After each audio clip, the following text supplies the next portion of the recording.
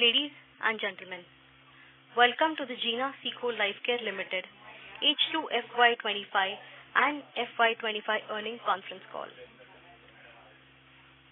As a reminder, all participant lines will be in listen-only mode, and there will be an opportunity for you to ask questions at the end of today's presentation.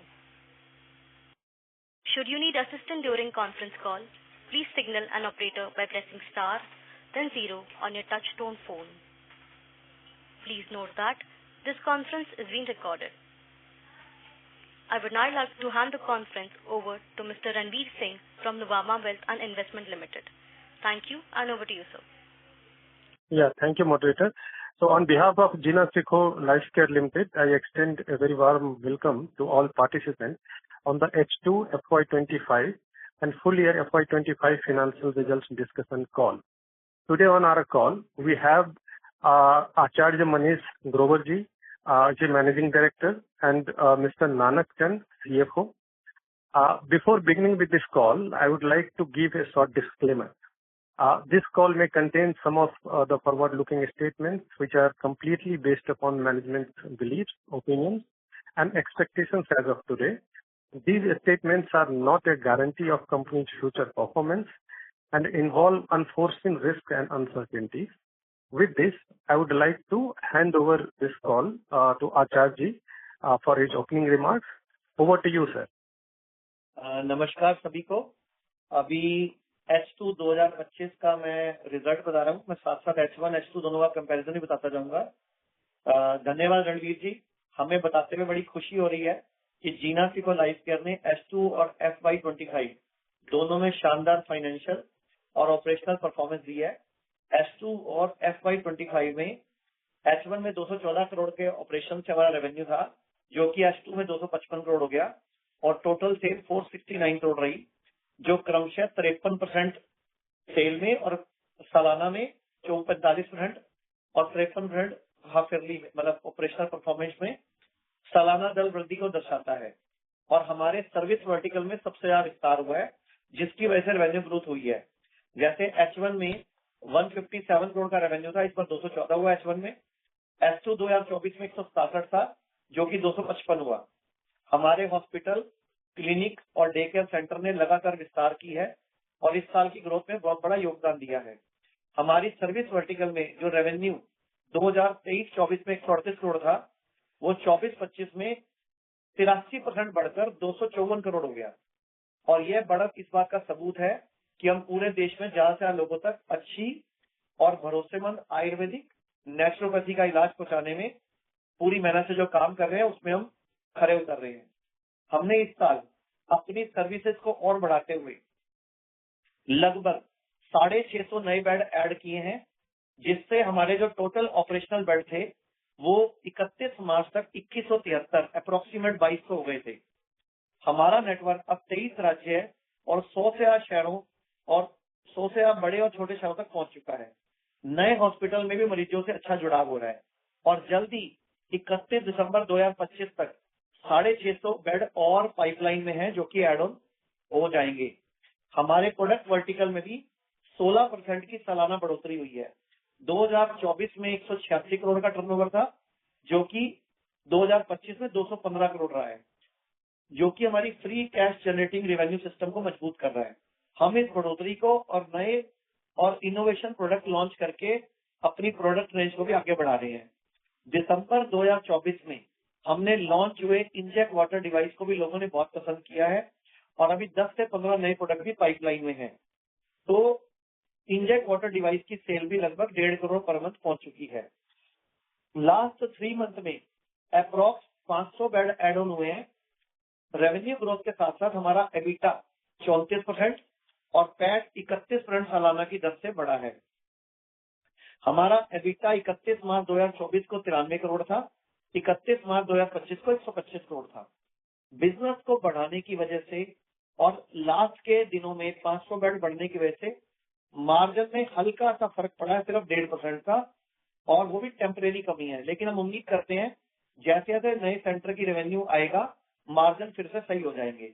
अप्रैल में हमारी cell last April से इस अप्रैल में double हो गई है। Last April में हमारी सेल 30 करोड़ थी, इस अप्रैल में 60 करोड़ हो चुकी है। और अभी मैं आपको बताना चाहूंगा 2024 में हमारे 1270 बेड थे, H1 में 1530 बेड थे, H2 में हमने 2173 बेड कर लिए, यानी कि हमने लगभग 650 बेड ऐड किए। जो पहले H1 में हमने 250 बेड ऐड किए थे, H2 में हमने 650 बेड ऐड किए और 650 बेड पाइपलाइन में है। अब मैं अपनी कॉल को नानक जी को आमंत्रित करता हूं कि आगे की फाइनेंशियल डिटेल साझा करें। Thank you, Manish sir. Good afternoon, everyone. As mentioned by Manish sir, we have achieved the healthy financial performance during the S2 FY25 and FY25. Here there are the key highlights of S2 FY25 results. Our revenue grew by 53% Y-on-Y basis, raised 255 CR in H2 FY25. The EBITDA during the H2 FY25 grew by 36% on Y-to-Y2 rates 65.60 CR, implying the EBITDA margin of 26%. The H2 FY25 PAT grew by 17% Y-to-Y2 for 3.85 CR.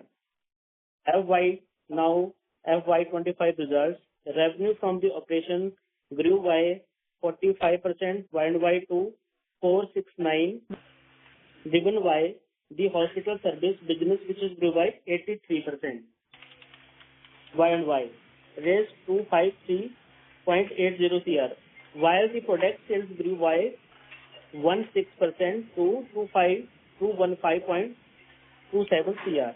The EBITDA during the FY25 grew by 34% Y-on-Y to 124.88 CR. Implying the EBITDA margin 27%. The FY25 PAT grew by 31% Y-on-Y to raise 90.73 CR. We attained a healthy balance sheet with the net cash equivalent to 26 CR by the end of the FY25 for FY25. Our ROE and ex-cash ROCE stood 39% and 63% respectively. We spent rate 42 crores capex in FY25. With this, we can open the floor for the question and answers. Thank you. Thank you very much. We will now begin the question and answer session. Anyone who wishes to ask a question may press star and 1 on their touchtone telephone. If you wish to remove yourself from question queue, you may press star and 2. Participants are requested to use handsets while asking a question. Ladies and gentlemen, we will wait for a moment while the question queue assembles. First question is from the line of Agastya Dev from CAO Capital. Please go ahead. Hello, am I audible? Yes, sir. Please go ahead. नमस्ते मनीष जी। जी, sir नमस्कार आपसे एक चीज नमस्ते sir आपसे एक चीज समझनी थी कि आपके जो हॉस्पिटल्स वो हैं जो फुली फंक्शनल हैं, जहाँ पर आपने एक भी बेड ऐड नहीं किया है, वहां पर ऑक्यूपेंसी कितनी रहती है सर? जब वो हॉस्पिटल पूरी तरह से ग्रोथ फेज से वो मेच्योरिटी फेज में आ जाता है, तो बेड के हिसाब से, ऑपरेशनल बेड के हिसाब से ऑक्यूपेंसी साल भर में कितनी रहती है सर? सर इस साल की अभी जो ऑक्यूपेंसी रही है पूरे साल की, वो रही है 53%, 53%। मैं आपको 1 मिनट नंबर बताऊं, पेशेंट्स का आईपीडी वॉल्यूम बताऊं? सर मैंने 2022 में देखा। नहीं एक मिनट बस। 2022 में टोटल 5700 पेशेंट एडमिट हुए थे। 23-24 में 13000 पेशेंट एडमिट हुए। 24-25 के पहले 6 महीने में 12000 पेशेंट एडमिट हुए। अगले 6 महीने में 12500 पेशेंट एडमिट हुए। तो टोटल जो नंबर रहा 2024-25 का, वो रहा 24500 पेशेंट का, जो कि पिछले साल 13000 पेशेंट एडमिट हुए थे। तो अगर पूरे साल के एवरेज निकालूंगा 53% थे। जी सर मेरा क्वेश्चन थोड़ा सा अलग था कि जिन हॉस्पिटल्स को आप पूरा कंस्ट्रक्ट कर चुके हैं, जहां पर लोकल एरिया में सबको पता चल गया है कि आप पे एक हॉस्पिटल खड़ा हो गया है, वहां जी। पर कितनी ऑक्यूपेंसी सर? जैसे एकदम जैसे मेच्योर उसमें? जैसे हमारा सबसे जी पुराना हॉस्पिटल है डेरा बस्ती, जी वो हमेशा 80 से 90% ऑक्यूपेंसी पे चलता है। दूसरे नंबर पे हाँ लखनऊ ओके है, वो हमेशा 80 से ओके 90 पे चलता है। तीसरा मुंबई अच्छा है, वो हमेशा 70-80 चलता है। अभी अच्छा हमने 1 अप्रैल 2025 को, जी मतलब इस फाइनेंशियल ईयर में हमने 15% रेट बढ़ा दिए सारे हॉस्पिटलों के। जी मतलब जितने बड़े हॉस्पिटल है ना, तो वहां उनका रेट जी बढ़ा दिया। तो जैसे सबसे पुराना जी डेरा बस्ती है, लखनऊ है और हमारा मुंबई है, 3 बड़े हैं। एक हम्म, मेरठ में। लेकिन मेरठ में क्या हुआ, जी जब हमने शुरू किया था तब 250 बेड था। जी फिर अभी 6 महीने पहले उसमें 80 बेड बढ़ गए। अभी जी उसमें अप्रैल में 150 बेड और बढ़ गए। तो वो हर बार बेड जी बढ़ते जा रहे हैं ना उसमें। अभी वो जी 460 बेड पे पहुंच गया, जी 500 प्लस हो गया। सर, इसीलिए मैंने ये 500 प्लस हो क्वेश्चन गया। आपसे इस तरीके से पूछा क्योंकि आपने जो प्रेजेंटेशन में मुझे 1600 का नंबर दिया है वो तो आपके ईयर एंड का नंबर है और आप इतनी तेजी से बेड ऐड कर रहे हैं कि ऑक्यूपेंसी सही से समझ में नहीं आती है कि जब नहीं, मैंने हॉस्पिटल बन के इसीलिए तैयार हो जाता है। मैं बताता जी हूँ आपको क्या है। 31 मार्च तक टोटल बेड 2200 हो चुके हैं हमारे पास, जी लेकिन उनमें से कईयों का क्लिनिकल का सर्टिफिकेट नहीं आया, किसी का जी एनएबीएस नहीं हुआ, तो पेशेंट नहीं ले सकता ना वहाँ पे मैं। जैसे ये अभी यही गुड़गांव चीज वाला समझने 15 के मई लिए को पूछा खुला। मैंने सर। हाँ जी, जी सर, जैसे यही चीज गुड़गांव वाला समझने भी के लिए 15। बोलूंगा क्योंकि ये सब चीजें ये तो टेम्परेरी चीजें है ना सर, ये तो अपने आप 1-2 महीने में सॉर्ट आउट हो जाएंगी। तो मुझे मैंने बस यही 31 जानना मार्च था तक कि का आपके। नंबर बोला है।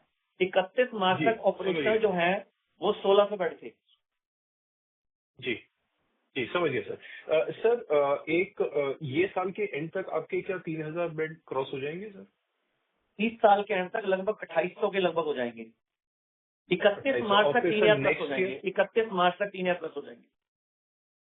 जी मैं मार्च का ही एंडिंग पूछ रहा हूँ सर। और मार्च 27 तक सर आपका क्या आपका क्या प्लान है सर? मार्च वो मैंने पेपर पे अभी 2027 फिलहाल जो मार्च। मेरे पास पेपर्स हैं, फिलहाल जो मेरा जी मन है, अगले साल इस साल तक हम 3000 बेड हो जाएंगे। इससे अगले जी साल ना हम अपने बेड बढ़ाने की जगह हम लोगों ने एक नया दिमाग लगाया है कि जो भी हॉस्पिटल भारत में टोटल 600 कॉलेजेस हैं, जी भारत में 600 आयुर्वेदिक कॉलेज हैं, हर कॉलेज में 100 बेड का हॉस्पिटल है।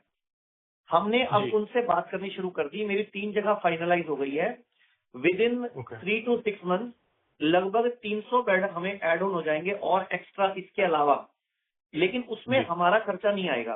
वो कॉलेज का बना बनाया हॉस्पिटल हम टेक ओवर कर लेंगे, चलाएंगे हम, पैसा उनका लगेगा। मैं समझ गया सर, मैं तो समझ एक गया। नया मॉडल लेके आ सर रहे हैं अभी हम।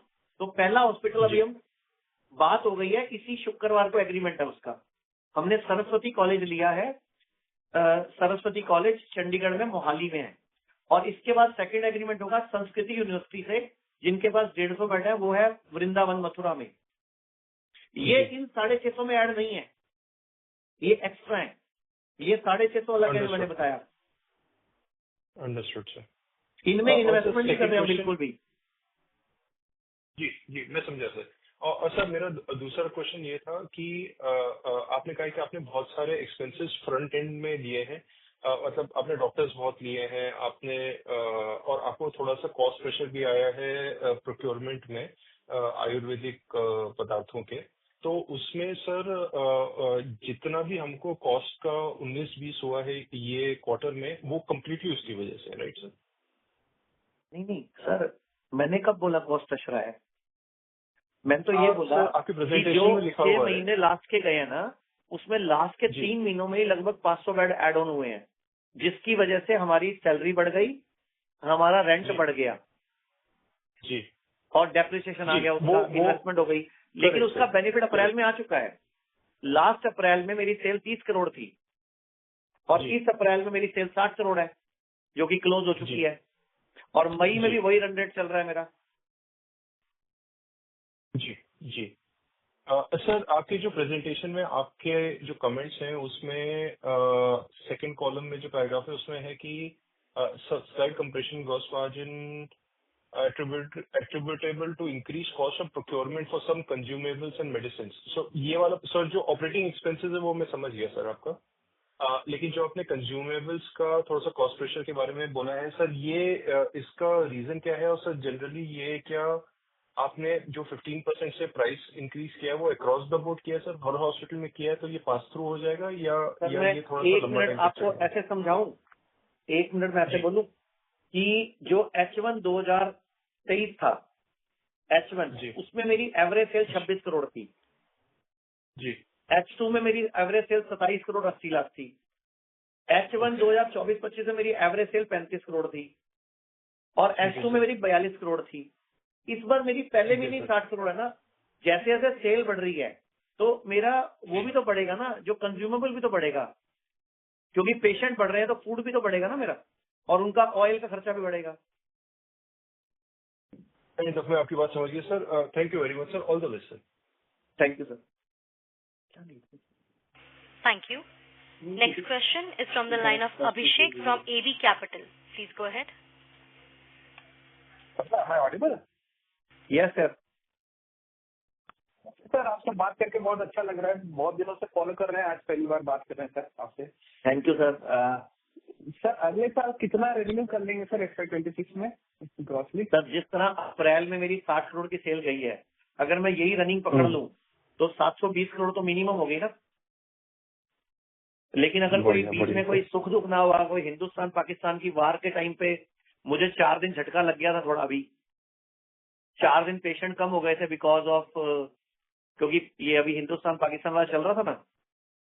हाँ, तो कुछ हॉस्पिटल से पेशेंट छुट्टी लेके चले गए थे, लेकिन फिर भी जैसे ही वो वॉर खत्म हुई एक तरह से हमने दोबारा मैनेज कर लिया, तो हम पिछले महीने की सेम एवरेज पे पहुंच गए हैं। Okay sir, okay sir. तो अगले साल सर आप बोल रहे हैं कि मार्जिन भी थोड़ा बढ़ेगा, इस बार जैसे थोड़ा कम हुआ। हाँ, क्योंकि मैंने अगले रेट साल बढ़ा से दिया ना, मैंने रेट बढ़ा दिया और इन्वेस्टमेंट सारी मेरी इसी साल में आ गई। इन्वेस्टमेंट इस साल में आ गई, रेवेन्यू इस साल आएगा।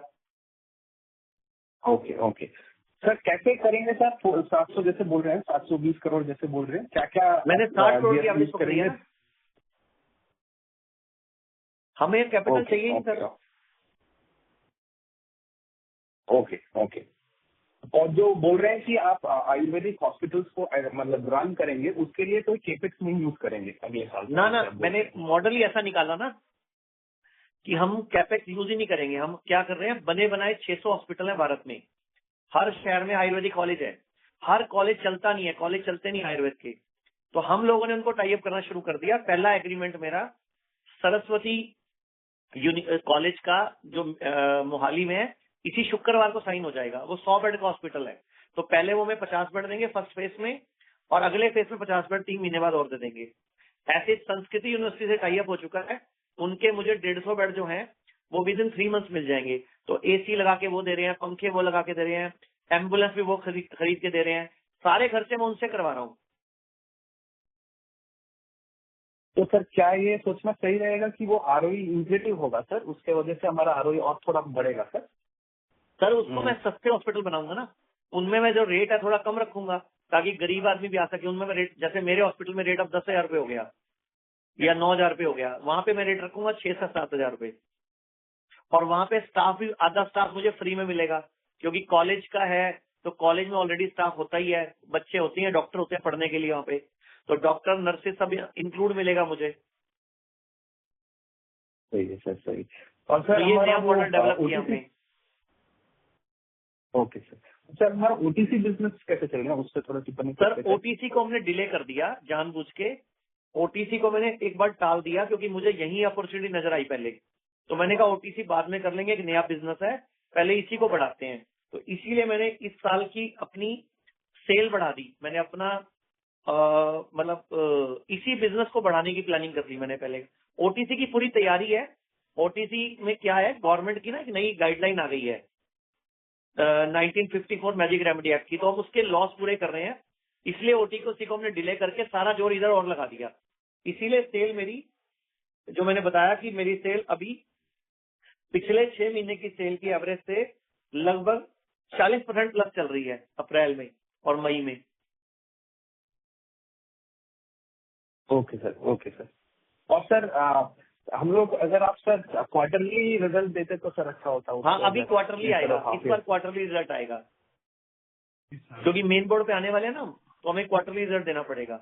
हमने मेन बोर्ड के लिए बोल दिया है, तो हमारी टीम ने हाँ, हमने वो कुछ डाला, स्प्लिट के डाला नहीं, अभी स्प्लिट कर दिया। अभी हमने एक वो डाल रखे एजीएम का, उसके जैसे ही वो 30 तारीख को पूरा हो जाएगा टाइम, हम लोग मेन बोर्ड के लिए अप्लाई कर देंगे। हमारी पूरी तैयारी है, पेपर वर्क वगैरह सब रेडी है हमारा। ठीक है सर, शुक्रिया sir, thank you sir. Thank you. Ladies and gentlemen, in order to ensure that management is able to address questions from all participants in conference, please limit your question to 2 questions per participant. Should you have a follow-up question, we request you to rejoin the queue. Next question is from the line of Akshay from AK Investment. Please go ahead. नमस्ते आचार्य जी। नमस्ते जी।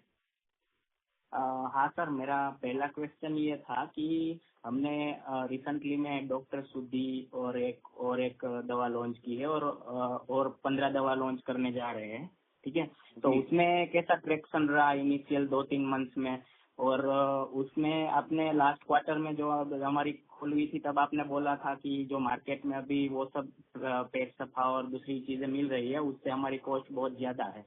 तो उसमें तो क्या हमारा क्या uniqueness रहता है कि हम क्या अच्छा दे रहे हैं वो प्राइस में, तो वो थोड़ा समझाइए ना। अभी हमने प्रोडक्ट का ट्रायल रन कर लिया है, हमने अपनी मार्केट टीम भी अपॉइंट कर ली है, लेकिन अभी हम मार्केट को स्टडी कर रहे हैं। अभी लॉन्च नहीं किया, प्रोडक्ट बन के आ चुका है हमारे पास, प्रोडक्ट बन के आ चुका है। प्रोडक्ट का ट्रेडमार्क की वेट कर रहे हैं हम, ट्रेडमार्क भी हमारा अप्लाइड है और उसकी वेबसाइट भी ले ली है, और हम लोगों ने 10 से 15 प्रोडक्ट टोटल फाइनल किए हैं। पहला प्रोडक्ट पेट सफा की तरह ही होगा, पेट शुद्धि, और वो एक किट के फॉर्म में होगा। अभी मार्केट में सिंगल प्रोडक्ट बिकते हैं, अभी पेट जो सफा है वो 115 रुपए का बिकता है, कायम चूर्ण 115 रुपए का बिकता है, लेकिन मैंने 960 रुपए का प्रोडक्ट उतारा है, उसकी किट उतारी है मैंने बकायदा दैनिक जागरण, अमर उजाला, हिंदुस्तान, पंजाब केसरी, इन अखबारों से टाई अप भी हो गया मेरा। तो विद इन 2 to 3 मंथ वो फुल फ्लेज मार्केट में उतर जाएगा। और पहली स्टेट हमने यूपी चुनी है, हम पहले प्रोडक्ट को एक ही स्टेट में लॉन्च करेंगे, यूपी में। तो अभी टीम मार्केट में ही है, वो स्टेट के अंदर डिस्ट्रीब्यूटर बना रही है। मेरी टीम ऑलरेडी 15 दिन से मार्केट में ही गई हुई है, कोई लखनऊ, कोई कानपुर, कोई बरेली, डिस्ट्रीब्यूटर नेटवर्क क्रिएट कर रहे हैं हम। तो जैसे ही डिस्ट्रीब्यूटर नेटवर्क क्रिएट हो जाएगा हम लॉन्च कर देंगे। और हमारी यूनिकनेस ये है कि हमारा प्रोडक्ट, कोई भी प्रोडक्ट सिंगल नहीं आएगा, किट के रूप में आएगा। और हमने जो उसका सेलिंग प्राइस रखा है वो 960 रुपए रखा है, जबकि पेट सफा का 115 रुपए है, कायम चूर्ण भी 115 रुपए है, झंडू का नित्यम है वो 200 रुपए के आसपास है। हमने 960 रुपीज रेट रखा है बेचने का। ओके, समझ गया। और सर दूसरी चीज ये है कि हमारी अभी पर बेड रेवेन्यू 8200 है, और हमने बहुत ही अच्छा खासा एक्सटेंशन किया है ये फाइनेंशियल ईयर में, ताकि ये आप टू में हमारा थोड़ा मार्जिन कम हुआ है। तो अब नेक्स्ट ईयर हम एवरेज रेवेन्यू क्या ले सकते हैं, और ऑक्यूपेंसी रेट 53% से कहाँ तक जा सकती है नेक्स्ट ये साल में, FY26 में। सर मार्जिन कम कहाँ हुआ है, आप देखो ना, 2022 में मेरा मार्जिन था, नेट पैट था मेरा 8%, मेरी टर्नओवर 145, प्रॉफिट 11 था। 2023 में 204 का टर्नओवर था, 33 प्रॉफिट था, 16%।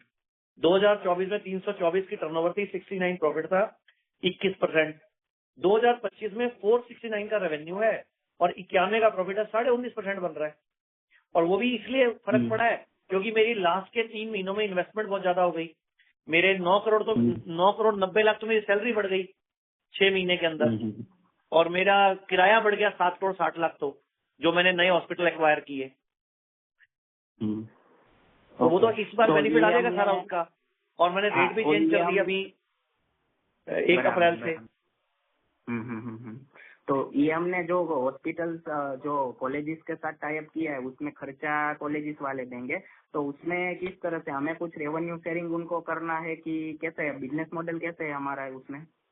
रेंट और रेवेन्यू शेयरिंग है। जैसे मैंने संस्कृति यूनिवर्सिटी है मेरठ में, और सॉरी वृंदावन मथुरा में, उनको 2 लाख रुपए रेंट और 6% विच इज हाईएस्ट, ऐसा एग्रीमेंट किया है। ओके।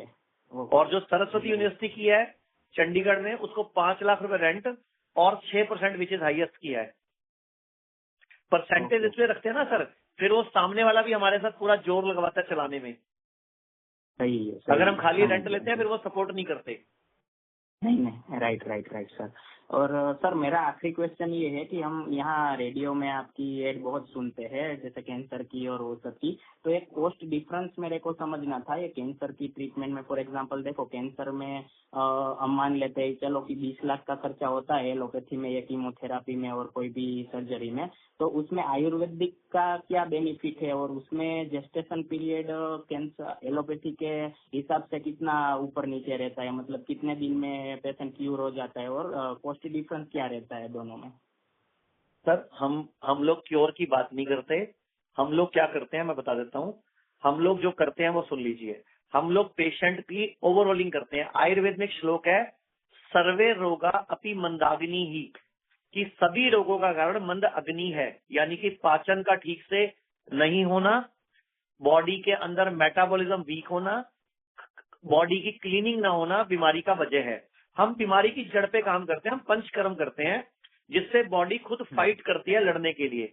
फिर आयुर्वेद का दूसरा श्लोक है, सर्वेषाणाम रोगाणाम निदानम कुपिता मला, मतलब कोई भी रोग हो कुपित मल को निकाल दो स्वयं ठीक हो जाता है। तो हम पेशेंट का मल निकालते हैं, पेशेंट की अग्नि को प्रदीप्त करते हैं, उज्जवल करते हैं, मतलब तेज करते हैं, मेटाबॉलिज्म बढ़ाते हैं। हम कैंसर नहीं ठीक करते, बॉडी स्वयं कैंसर से खुद लड़ती है। हम तो इम्यून सिस्टम को बढ़ाते हैं। और हम लोग ना कोई दावा करते कैंसर का, ना हम किसी को ठीक करते। हाँ, रिसर्च पेपर छप चुके हैं, पेशेंट के कैंसर ठीक हुए, पेशेंट खुद बोलता है। Okay all right Acharya ji, best wishes for the FY26। आप बहुत अच्छा करो और बहुत अच्छे पेशेंट्स को क्योर करो। Thank you sir, thank you. Thank you. Next question is from the line of Naveen Ved from Nuvama Asset Management. Please go ahead. Thank you for the opportunity. Sir मेरा आपसे question था कि in terms of हमारे जो expansion plans है, what are we looking at अगले 2 से 3 साल में इन टर्म्स ऑफ हमारा जो हॉस्पिटल वाला बिजनेस है? मतलब समझ नहीं आया, दोबारा पूछो। जो हॉस्पिटल बेड्स हैं तो उसमें हमारा नेक्स्ट 2 से 3 साल में क्या आपने बताया कि 600 हॉस्पिटल्स हैं विच आर देयर, जो आप एसेट लाइट मॉडल में जाएंगे, बट कितनी बेड कैपेसिटी आ सकती है अगले 2 से 3 साल में? अगले 5 साल में मेरा जो प्लान है वो 10,000 बेड का है। जो मेरा प्लान है 10,000 बेड तक पहुंचने का है। 8 से 10,000 बेड में अगले 5 साल में पहुंच जाऊंगा। और अब मैं नहीं खोलूंगा, अब मैं कॉलेजेस के बेड लूंगा। ओके, तो अब मेरे को एक नया मॉडल मिल गया ना, जिसमें जो 2 से 3 लाख लगता है वो भी नहीं लगता, तो मैं क्यों लगाऊंगा 2 से 3 लाख भी। ओके, तो ये सारे के सारे जो होंगे वो percentage of revenue plus minimum guarantee इसी मॉडल पे होंगे? हाँ, तो सर 6% देने में हमें कोई दर्द भी नहीं है ना देने में। अभी मैं कोशिश करके इसको भी 5% पे ले आऊंगा।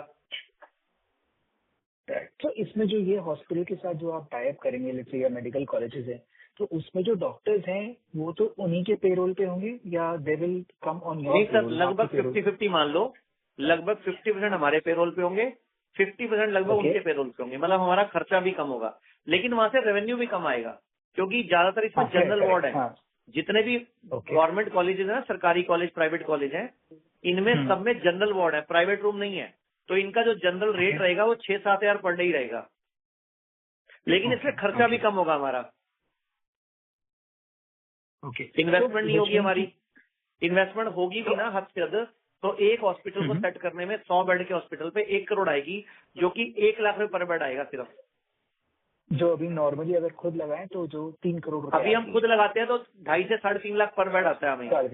हाँ, लेकिन उस टाइम अगर हम करेंगे भी तो 1 लाख रुपए पर बेड आएगा। ओके, लेकिन अभी तक जैसे 2 टाई अप हुए हैं, तो दोनों को मैंने प्रिपेयर किया कि तुम ही करके दो, तो दोनों खुद ही करके दे रहे हैं। तो उसमें हमारा कोई खर्चा नहीं लग रहा है ना, कोई खर्चा नहीं लग रहा। ओके। और रेंट भी तब शुरू होगा जब वो हॉस्पिटल हमें हैंड ओवर मिल जाएगा। Got it. और इस साल FY25 में हमने जो हमारा जो प्रोडक्ट मिक्स है जो प्रोडक्ट रेवेन्यू है वो करीब 215 करोड़ का है। तो उसमें किस तरह की ग्रोथ हम देखते हैं, और अभी उसमें कुछ ब्रेकअप बता सकते हैं कि किस तरह का सर, हम प्रोडक्ट रेवेन्यू पे ज्यादा फोकस नहीं कर रहे हैं, हम सर्विस रेवेन्यू पे ज्यादा फोकस कर रहे हैं। उसमें मार्जिन ज्यादा है और उसमें पेशेंट ठीक भी जल्दी होता है। जैसे मैंने आपको बताया कि हमने जो सर्विस रेवेन्यू है ना, वो 2023-24 में 138 करोड़ था और 24-25 में 254 करोड़ हुआ, यानी कि 83% बढ़ाया मैंने। लेकिन प्रोडक्ट रेवेन्यू देखोगे तो 186 से 215 हुआ, सिर्फ 16% बढ़ाया मैंने। तो मेरा जो ज्यादा फोकस है ना वो सर्विस वर्टिकल पे है सर, उसमें सीधा सीधा प्रॉफिट है और वो पेशेंट का टिकट साइज बड़ा है। अब वो पेशेंट मुझे 50-60 हजार पर पेशेंट देके जाता है, प्रोडक्ट में मुझे पेशेंट 5-6 हजार पर टिकट साइज देके जाता है। और प्रोडक्ट बिजनेस में मार्जिन कितना है सर? मार्जिन, ग्रॉस मार्जिन तो 85% है। और एबिटा मार्जिन? एबिटा तो फिर यही, एबिटा पूरी कंपनी का तो मैंने बताया ही है, 34% आया ना, कितना है, 34%। एबिटा जो पूरी कंपनी का 34% आया है। ओके। अब ये बढ़ेगा ना, अगर मैं सरकारी हॉस्पिटल, गवर्नमेंट हॉस्पिटल एक्वायर करूंगा तो मेरा एबिटा बढ़ेगा, क्योंकि मेरे इसमें खर्चे कम हो जाएंगे। Right. No, I was only asking about the product segment, but ठीक है sir, it's okay, that's helpful. 85%। Thank you sir, thank you. ठीक है, thank you. Thank you. Next question is from the line of Prerna Amanna from Equity Research Program. Please go ahead. Hello sir, जी, congratulation नमस्कार। On great set of numbers. Sir, मेरा एक question था। पहला, हमारा PAT margin जो है, we had a target of 25% this year. समझ में आता है कि लाइक आपका इतना बेड एडिशन हुआ, थोड़ा मिस हुआ, बट नेक्स्ट ईयर हम वो मतलब वो FY26 can we reach that 25% का पैट मार्जिन? नहीं, देखो मैं 25% क्लेम नहीं कर सकता, लेकिन मैंने जो प्लानिंग बनाई है वो 25% के मार्जिन की बनाई है, क्योंकि सुख दुख भी आ जाते हैं ना। जैसे अभी हिंदुस्तान पाकिस्तान की लंका लग गई 4 दिन के लिए हमारी, तो 4 दिन पेशेंट छोड़ के चले गए, फिर दोबारा जोर लगा बुलाने में। तो इस तरह की कोई एक्ट ऑफ गॉड हो जाएगा तो मैं कह नहीं सकता, लेकिन मैंने जो रेट चेंज किया है उससे मुझे उम्मीद है कि 23 से 25% मार्जिन में ले आऊंगा। मतलब जो 21 चल रहा था मेरा लास्ट ईयर, वो 23 से 25 के बीच में आ सकता है। ठीक है। और सर, ये जो हमारा आपने बोला जो 15% रेट इंक्रीज किया, आपने जो 8,200 के ऊपर इंक्रीज किया क्या, मतलब ऑन दैट बेस? नहीं मैडम, ये 8,200 एवरेज है पूरे साल का। मैंने जो रेट इंक्रीज किया वो 1 अप्रैल को किया। ठीक है, ठीक है। 1 अप्रैल यानी कि इस साल इफेक्ट आएगा उसका 2025-26 में। ठीक है, ठीक है। और सर, मेरा एक फाइनल क्वेश्चन था। हाँ, we had 1273 beds last year. As of now how many beds do we have? 20। हमारा जो FY24 का एंड था, वी हैड 1273 बेड्स, करेक्ट ना? और अभी हमारा 2100 बेड्स है, we are talking right now. 2173। मैं बताता हूँ, पहले 6 महीने में हमने 250 बेड ऐड किए थे, जो पिछली बैलेंस शीट आई थी। इस बैलेंस शीट में हमने 650 बेड ऐड किए हैं। मतलब H2 में, राइट? हाँ, H2 में 650 ऐड हुए और H1 में 250 ऐड हुए थे। ओके ओके, ठीक है। और हम मतलब H1 के मुकाबले H2 में 400 बेड एक्स्ट्रा ऐड हो गए ना, 250 होने थे तो 400 एक्स्ट्रा ऐड हो गए। Okay okay. और सर, इस साल हम कितना ऐड करने वाले? अभी 650 बिल्कुल हमारे पाइपलाइन में है। 650 की बात चल रही है, तैयारी चल रही है, एग्रीमेंट हो चुके हैं। 650 हमारे मतलब बिल्कुल रेडी टू मूव है, जिसमें से 100 तो शुरू भी हो गए। अभी 16 मई को मैंने गुड़गांव का मुहूर्त किया, 100 उसमें ऐड ऑन हो गए। Okay sir, okay okay. 31 मार्च 2026 तक ये लगभग 3000 बेड हो जाएंगे। 3000 बेड, ठीक है, ठीक है सर, ठीक है। 31 मार्च 2026 तक। ठीक है, ठीक है सर, ठीक है। Thank you so much sir, congratulation once again. Thank you ma'am. Thank you. Next question is from the line of Pravesh Kothari from Kothari Investment and Infrastructure. Please go ahead. Hello जी नमस्कार sir. जी प्रणाम sir. प्रणाम sir. जी प्रणाम sir. मुझे ये जानना था कि ये जब आप मार्च 2024 और ये सितंबर 2024 का जब रिजल्ट देखते हैं तो उसके अंदर आपकी एक अदर इनकम 5 और 6 करोड़ की कुछ आई हुई है, लेकिन इस बार जब हम ये मार्च 2025 में देखते हैं तो अदर इनकम नहीं आ रही है। तो आप बता सकते हैं वो पहले क्या अदर इनकम थी जो अभी नहीं आ रही है? इनकम क्या होती है जी? अच्छा, अदर इनकम ऐसा था सर, उसमें FD पड़ी थी हमारे पास जिससे अदर इनकम आई थी। तो इस बार हमने उस पैसे को यूज कर लिया एक्विजिशन में, तो उसका बेनिफिट मुझे अभी अप्रैल मई में मिलना शुरू हो गया। ठीक है सर। हमने और एक ये एक्विजिशन दूसरा किया था, एक कंपनी परचेज की थी, ठीक है जिसका बिजनेस परचेज किया हमने, उनके 85 बेड थे और 178 बेड वो उनके पाइपलाइन में थे, तो वो 250 बेड उनकी वजह से ऐड ऑन हुए हमारे रेवेन्यू में। ठीक है सर। और ये दूसरा क्या पूछ रहा था, ये आपने बताया ना कि यूएई दुबई में भी आप कुछ खोलना चाहते हैं अपने दुबई में अस्पताल एक या खुल चुका है, एक खुल गया, दूसरे में मिस्त्री लगे हुए हैं, तो विद इन वो कंपनी बन गई, with in 2 months company on हो जाएगी। एक बन चुका है, टोटल 6 बनाने की प्लानिंग है हमारी। और आपको उसमें कुछ रिस्पांस दिखा है, मतलब ऐसे कुछ ग्रोथ से, कुछ दुबई से वहाँ पे कुछ रिस्पांस आ रहा है आपको? सर एक ही बनाया ना अभी तक तो, और वो अपने वो खर्चे निकालने लग गया अपना, वो प्रॉफिट में नहीं है, वो खर्चे निकालने लग गया अपना। ठीक है सर। मतलब ना हमारा नुकसान हो रहा है ना प्रॉफिट। अभी 1-2 महीने में जब समझ कंपनी गया। बन जाएगी ना, जीना सिको क्या बनाया, जीना सिको इंटरनेशनल के नाम से एक कंपनी इसी की सब्सिडरी बनाई है, 100% ऑफ सब्सिडरी है इसकी, जिसके अंदर इंटरनेशनल बिजनेस करेंगे। इस कंपनी में कर नहीं पा रहे ना, क्योंकि वो लीगल कुछ सिस्टम होता है कुछ। एक मिनट नानक जी समझ बता गया देंगे। सर। नानक जी, हाँ सर, हम वहाँ पे जो एग्जिस्टिंग बिजनेस है वो एक कंपनी का, उसी को एक्वायर कर रहे हैं, वो रनिंग बिजनेस है, हम उसी कंपनी में स्टेक डाल रहे हैं वहाँ पे।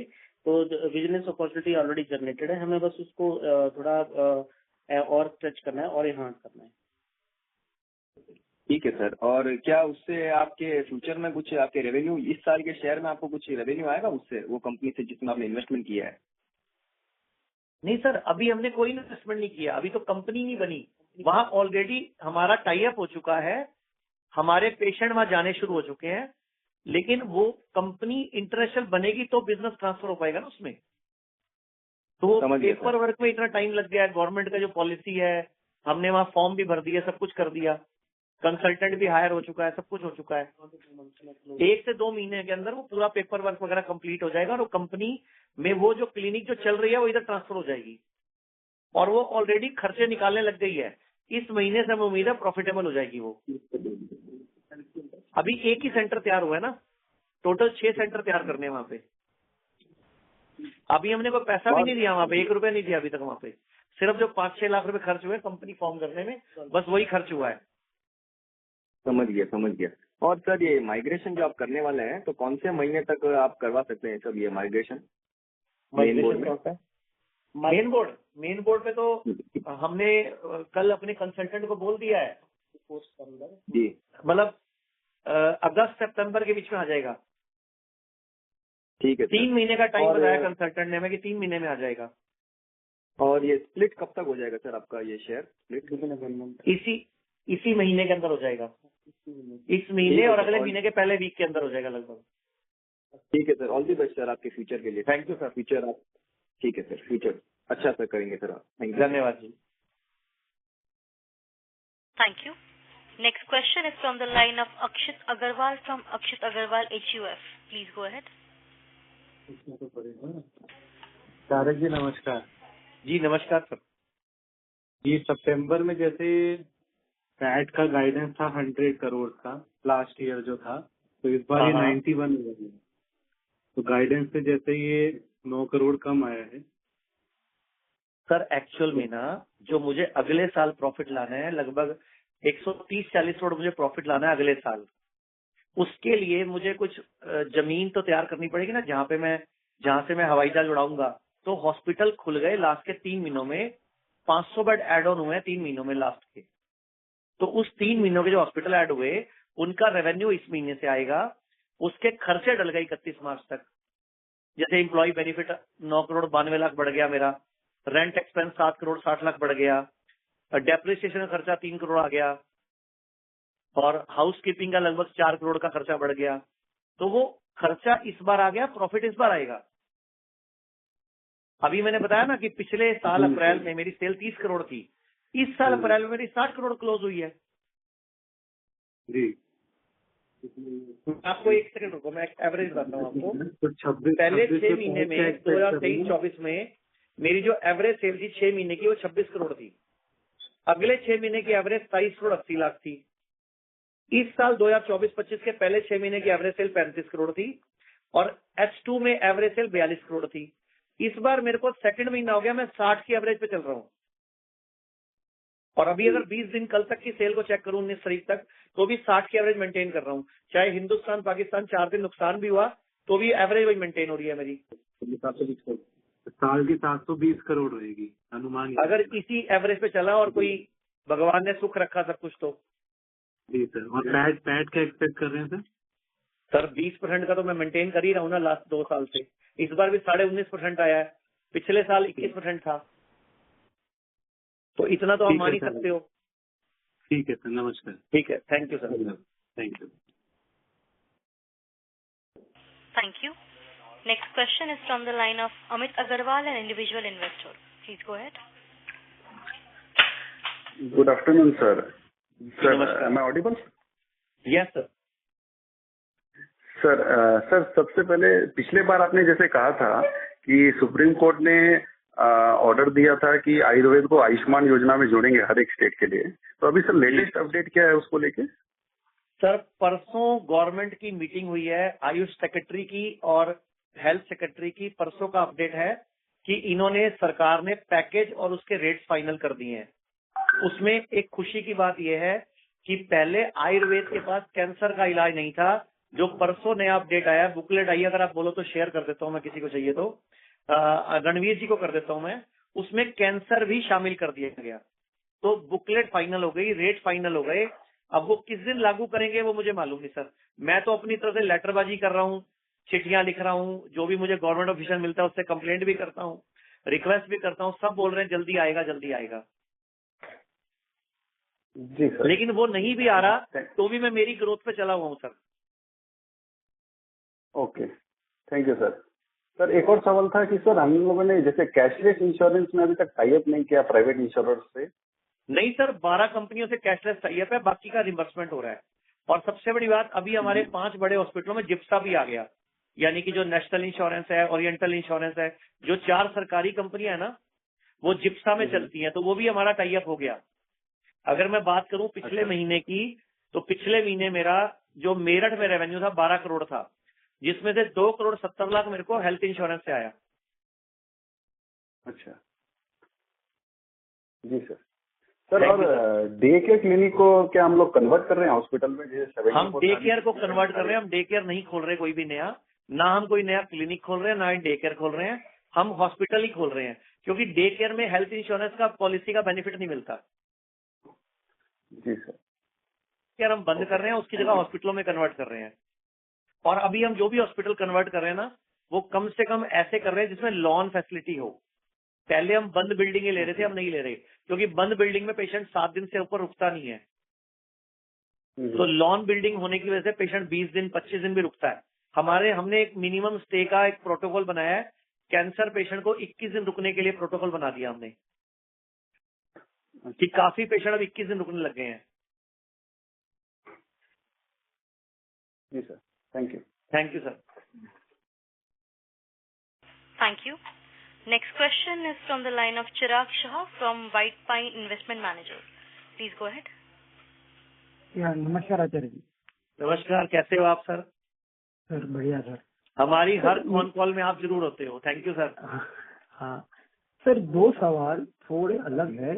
एक, हमारा प्रॉफिट मार्जिन इतना अच्छा है, हमें रेट्स बढ़ाने की जरूरत क्या पड़ी? क्वेश्चन 1। एंड क्वेश्चन 2 लिंक्ड भी है थोड़ा।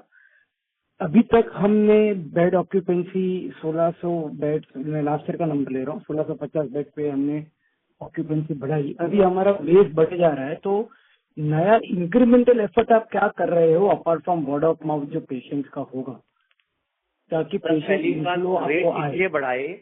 रेट इसलिए बढ़ाए कि सारे पेशेंट ना बड़े हॉस्पिटलों में आते हैं, छोटों में जाते नहीं थे। तो बड़ों के रेट बढ़ाए। अभी सारे कंपनी के रेट नहीं बढ़ाए मैंने, सिर्फ 6 बड़े हॉस्पिटलों के रेट बढ़ाए, छोटों के नहीं बढ़ाए। उससे लोग छोटों में भी जाने लग गए और बड़े की ऑक्यूपेंसी भी मेंटेन हो गई मेरी। तो एक तो ये आंसर है। छोटों में रेट नहीं बढ़ाए सर मैंने सारी कंपनी के रेट नहीं बढ़ाए, सिर्फ जो बड़े 6 5 बड़े हॉस्पिटल है उनका बढ़ाए। 6 हो गए बड़े, अभी 7 हो गए। अभी गुड़गांव भी खुल गया, अभी आज की डेट में 7 बड़े हो गए। तो बड़े मतलब 250 बेड प्लस बड़े? नहीं, बड़े मतलब 100 बेड से बड़े 100 के लगभग 100 बेड के। बाकी सब 100 से छोटे है ना। कोई 70 हाँ, है, बाकी कोई वो 50 है, कोई छोटे 30 है, कोई 40 है। तो ये और हो गया। और हॉस्पिटल तैयार हो गए हैं। लास्ट ईयर ही मेरे 2200 हो गए थे, 2173, लेकिन 573 बेडों पे लगभग 450 बेड पे मेरे अप्रूवल नहीं आए गवर्नमेंट के। तो मुझे 2 दिन में, 4 दिन में, 10 दिन में अप्रूवल आने वाले हैं, तो उनमें भी पेशेंट बढ़ने शुरू हो जाएंगे। जैसे हमें गवर्नमेंट का क्लिनिकल एस्टेब्लिशमेंट एक्ट होता है, उसमें रजिस्टर्ड कराना होता है। डॉक्टर्स होते हैं, उनका लोकल रजिस्ट्रेशन कराना होता है। नर्सिंग का रजिस्ट्रेशन कराना होता है। अभी गवर्नमेंट ने एक नया रूल बनाया कि जो भी डॉक्टर जिस स्टेट में काम करेगा उस स्टेट में रजिस्ट्रेशन कराना पड़ेगा। पहले पूरे इंडिया का इंटरेस्ट चल जाता था, तो अभी स्टेट के डॉक्टरों का रजिस्ट्रेशन कराना पड़ता है। अभी एक दवाइयों का रजिस्ट्रेशन भी कराना पड़ता है। तो सब शुरू कर दिया हम लोगों ने। जैसे जैसे गवर्नमेंट के नॉर्म्स चेंज हो रहे हैं, हम भी इमीडिएटली चेंज हो रहे हैं, लेकिन उससे 15-20 दिन आगे पीछे हो रही चीजें। सर वो मैं समझ गया। मेरा तो सेकंड क्वेश्चन ये था कि हम नया एफर्ट क्या डाल रहे हैं कि पेशेंट का इनफ्लो आए, और स्पेशली उस तरह के मरीज जिनको हम 100% ट्रीट कर सकते हैं, तो उस पर हम नया एफर्ट क्या कर रहे हैं? हमने नए 6 वर्टिकल खोल दिए। हमने एक नया स्लोगन कराया कि अगर आपके घुटने खराब हैं तो आप घुटने चेंज कराने से पहले एक बार राय करने आ जाओ। अगर आपको रीढ़ की हड्डी का ऑपरेशन बताया गया है तो आप चेंज कराने से पहले एक बार राय करने आ जाओ। हमने 6 नए वर्टिकल शुरू कर दिए हैं। घुटने दर्द, कमर दर्द, डिप्रेशन, एंजाइटी, इन पे फोकस किया है। एक हमने फोकस किया है इनफर्टिलिटी। अभी तक पिछले महीने अप्रैल और मई में बोलूं तो 16 बच्चे हमारे पास, 16 लेडीज कंसीव कर चुकी हैं जिनको की आईवीएफ भी फेल हो गया था। तो ये एक नई लाइन डेवलप हो रही है मेरी। आईवीएफ के अलावा आयुर्वेदिक इलाज प्लस साथ में घुटने दर्द, कमर दर्द, डिप्रेशन, एंजाइटी। और अभी अगले महीने हम सेक्सुअल वेलनेस भी शुरू करने जा रहे हैं। तो जो हॉस्पिटल बेड बढ़ाए हैं, हम सेक्सुअल पेशेंट को, जो सेक्स की प्रॉब्लम होती है, उसके पेशेंट को भी एडमिट करना शुरू कर देंगे। 7 दिन का पैकेज और 14 दिन का पैकेज देके, जो कि इंडिया में कोई नहीं कर रहा अभी तक। सेक्स का पेशेंट सिर्फ दवाई खाता था। मैंने पहली बार पैकेज इंट्रोड्यूस किया है कि आपको एडमिट होना है, पंचकर्म कराना है और आपकी सेक्सुअल प्रॉब्लम में बेनिफिट मिलेगा। और सर हम जो अलग अलग तरह के थेरापीज ट्रीट करते हैं, उसमें से कुछ थेरापीज ऐसी होगी जैसे डायबिटीज हो गई, या वैसे सर नाम दे रहा हूँ मैं, कि कुछ जहाँ पे सक्सेस रेट अपना बहुत ही अच्छा होगा, मतलब से 100 out of 99 out of 100 patients would be doing very well. Certain therapies में नहीं हो सकता, हर एक का बॉडी अलग होता है, हर एक केस अलग होता है। तो जहाँ पे अपना सक्सेस रेट अच्छा है वहां पे हम एफर्ट कुछ डाल रहे हैं कि पेशेंट, बिकॉज अपना बेस भी बढ़े जा रहा है, तो हम नया एफर्ट क्या डाल रहे हैं, मोर इन्फ्लो, और हम इस तरह से कुछ बाइफर्केशन कर रहे हैं थेरापीज जहाँ पे अपना सक्सेस ऑलमोस्ट 100% है। सर हमारे पास लीवर का रिजल्ट बड़ा अच्छा है। हम पहले सिर्फ 2 हॉस्पिटलों में लीवर का फ्री चेकअप करते थे, अभी 7 हॉस्पिटलों में लीवर का फ्री चेकअप शुरू हो गया है। तो लीवर का पेशेंट बढ़ रहा है उससे मेरा। चंडीगढ़ क्लिनिक जो कभी 30 लाख से ऊपर नहीं गई थी, पिछले महीने 70 लाख लॉस किया उसने, वहां पे लीवर चेकअप शुरू करने से। पंचकुला का नया हॉस्पिटल अभी 4 महीने हुए उसको शुरू हुए, 5 महीने, वो 2 करोड़ की सेल पे पहुंच गया लास्ट मंथ। कुरुक्षेत्र में हॉस्पिटल खुले हुए अभी 3 महीने हुए हैं और वो 1 करोड़ की सेल क्रॉस कर गया। तो हमने नई नई बीमारियां पकड़ी हैं सर। घुटना पकड़ा है, कमर पकड़ी, इनफर्टिलिटी पकड़ी, सेक्सुअल पकड़ा, डिप्रेशन एंजाइटी पकड़ी, इनफर्टिलिटी पकड़ी। तो ये कर रहे हैं सर, हम लगे हुए हैं। लेकिन हमारा जोर ऐसा है जो पेशेंट को एडमिट कर सके, ताकि हम रेवेन्यू जो बढ़ाएं वो सर्विस सेक्टर से बढ़ाएं, जिसमें मार्जिन ज्यादा है हमें और जिसमें जीएसटी भी नहीं लगता। अब ये जो हम पंचकर्मा करते हैं इसमें जीएसटी भी तो नहीं लगता ना। दवाइयों में 12% जीएसटी भी चला जाता है। और सर इसीलिए रेवेन्यू सेल बढ़ाई है मैंने, ये जो पंचकर्मा सेल बढ़ाई है। बराबर, यही था बस। और लास्टली सर, टीम मैनेजमेंट अगर आपका कोई व्यू हो, आपने कैसे एक्सपांड की है, बिकॉज हॉस्पिटल नंबर ऑफ जगह बढ़ रही है, नंबर ऑफ एम्प्लॉयज बढ़ रहे हैं। विद इन 3 मंथ हमारे इंटरव्यू फाइनल हो चुके हैं। कंपनी में सीईओ और सीओओ ये दोनों पोस्ट के इंटरव्यू कंप्लीट हो चुके हैं। अगली जो 3 महीने का रिजल्ट आएगा तो हम उन दोनों से भी आपको इंट्रोड्यूस कराएंगे। हमने बहुत सारे इंटरव्यू लिए, उनमें से 2-3 लोग शॉर्टलिस्ट हुए हैं, विद इन वीक फाइनल हो जाएंगे, सीईओ भी और सीओओ भी। मतलब सर आप प्रोफेशनलिज्म की इसका तरफ पूरा बढ़ रहे हैं। और अभी हमने एक डॉक्टर अपॉइंट किया है इसी हफ्ते, 10 दिन हो गए हैं उनको। वो मॉरिशस में भारत सरकार की तरफ से आयुष डिपार्टमेंट के पोस्ट पे थे मॉरिशस के अंदर। उनको हमने अपनी कंपनी में ट्रेनिंग में इन्वॉल्व किया है, ट्रेनिंग पैटर्न में। ओके। तो वो मॉरिशस से आए हैं, डॉक्टर ईश शर्मा नाम है उनका। डॉक्टर क्या नाम है सर उनका? डॉक्टर ईश शर्मा। ईश शर्मा। वो मॉरिशस में पोस्टिंग थी भारत सरकार के आयुष डिपार्टमेंट की तरफ से 3 साल के लिए। तो उसके बाद उन्होंने एक्सटेंशन ना लेके हमारे को ज्वाइन कर लिया। ओके। और कंपनी के इंडिपेंडेंट बोर्ड में भी जो अभी आए हैं कौशल नाम है ना, कौशल जी, वो भी रिटायर्ड हैं आयुष डिपार्टमेंट और यूनानी डिपार्टमेंट से। चंडीगढ़ के हेड थे वो, और उनको हमने अपनी कंपनी के तौर पे इंक्लूड किया कंपनी में। ओके।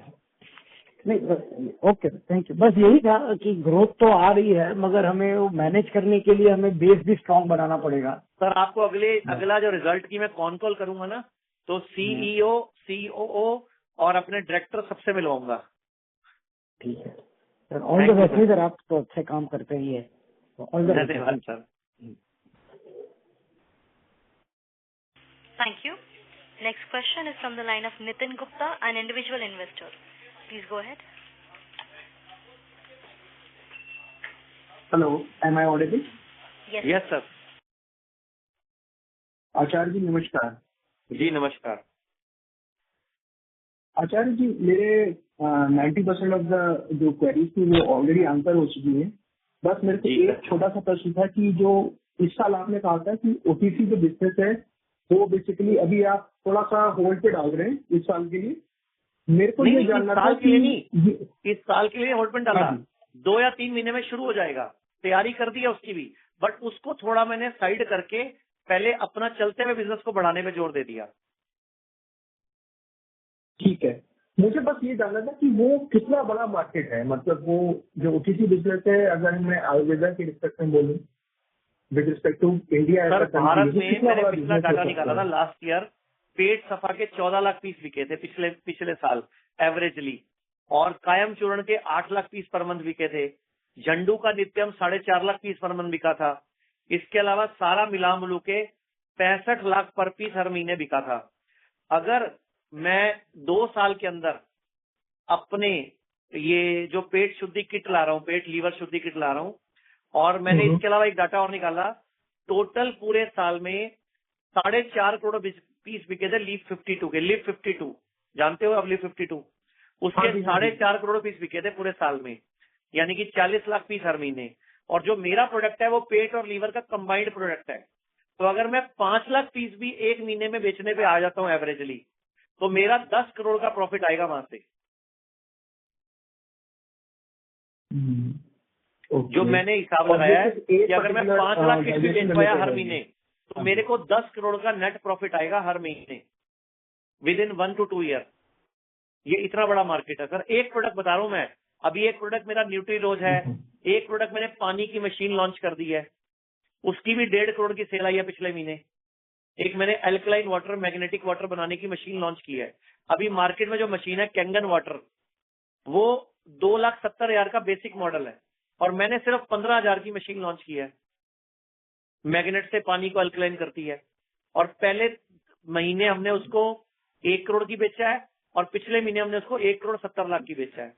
अभी मैंने सिर्फ सोशल मीडिया पे ऐड चलाई है। अभी मैं उसको अपनी क्लिनिकों में लागू करने जा रहा हूं कि हर डॉक्टर हर पेशेंट को रोज डेमो देगा। 40,000 पेशेंट हर महीने मेरे से दवाई लेके जा रहे हैं। अगर उनमें से 10% पेशेंट भी कन्वर्ट हो जाते हैं, 4,000 पीस मेरे एक्स्ट्रा बिकते हैं हर महीने, तो सोचो 6 करोड़ का रेवेन्यू तो एक्स्ट्रा शुरू हो गया मेरा यहाँ से। और इसमें मेरा मार्जिन क्या है? 50% से ऊपर मेरा मार्जिन है इसमें, क्योंकि मशीन तो हमें कितने की तैयार हो रही है?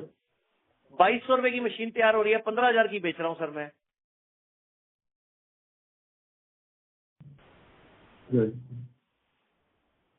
और सर दूसरा, आपने ऑलरेडी एक 8 लेवल का जवाब दिया था विद रिस्पेक्ट टू आरपॉप, जो करेंटली फाइनेंशियल ईयर 24-25 में 8200 रहा था। मैं आप और पिछली, क्योंकि मैंने आपकी सारी कॉल्स पढ़ी सुनी हैं और उनमें पार्टिसिपेट किया है, आपका एक इम्पोर्टेंट पॉइंट जो मुझे काफी अच्छा लगा था वो ये था कि हम इसको बहुत ज्यादा स्ट्रेच नहीं करना चाहते हैं। पिछली कॉल में आपने ये कहा था, जो मुझे भी काफी एक बहुत बड़ा पॉजिटिव लगता है। तो अगर मैं 3 से 5 साल की बात करूं, जो करंट हमारा आंकड़ा है 8200 का, ये आप कहाँ देखते हैं जा सकता है? क्या ये सेम लेवल पर रहेगा या सर ये लगभग सेम रहेगा, क्योंकि मैं ज्यादा पैसा नहीं लेता, क्योंकि गरीब आदमी ज्यादा आता है मेरे पास गरीब, कमजोर, मिडिल क्लास ज्यादा आता है। मेरे पास हाई एंड कस्टमर नहीं है अभी, क्योंकि यही लोग इलाज की वजह से गरीब हो जाते हैं। और मैं आपको बता रहा हूँ कॉल के बीच में, हमारे हर हॉस्पिटल में लगभग 10% पेशेंट का फ्री इलाज होता है। हम पैसे नहीं लेते उनसे, क्योंकि वो इतना गरीब होके आता है हमारे पास, बेचारा लुट चुका होता है एलोपैथी में, या उसका गलत इलाज हो जाता है, या उसकी कोई बॉडी का अंग कट जाता है, तो हम उसके पैसे नहीं लेते। आप सोचो, उनका फ्री इलाज करके भी ये प्रॉफिट आ रहा है हमें। यानी कि अगर मैं फ्री इलाज हटा देता हूं ना, तो यही मेरा एवरेज 8200 की जगह 85-8700 हो जाएगा। तो मैं सर एक सोशल में अपनी रिस्पॉन्सिबिलिटी कैसे भूल जाऊं कि मैं भी एक भारतीय हूं और मुझे लोगों की मदद करनी है। तो मैं रेट बढ़ाने के पक्ष में नहीं हूं। जो मैंने 15% रेट बढ़ाया भी 1 अप्रैल को, वो इसलिए बढ़ाया कि सारे बड़े हॉस्पिटलों में आ रहे थे। तो अभी क्या है, बड़े और छोटों में एवरेज सेट हो गई। जैसे मेरा पटना हॉस्पिटल भी लास्ट मंथ 1 करोड़ की सेल पे चला गया, मेरा कलकत्ता 90 लाख पे चला गया, पहले वो 60 लाख पे जा रहा था। जैसे ही बड़ों में रेट बढ़ाया, छोटे का रेट नहीं बढ़ाया मैंने, तो पेशेंट छोटे पे भी डाइवर्ट होने लग गया। इसीलिए तो आप सोचो ना, मेरी 1 अप्रैल को सेल 60 करोड़ कैसे आ गई। तो मतलब ओवरऑल कह सकते हैं मार्जिन अभी हमारा इमीडिएट टारगेट नहीं है, वो लगभग मेरा जो मकसद है वो 25% के लगभग मार्जिन मेंटेन करने का है। कोशिश करूंगा इसको 23 से 25 ले आऊं मैं अगले साल,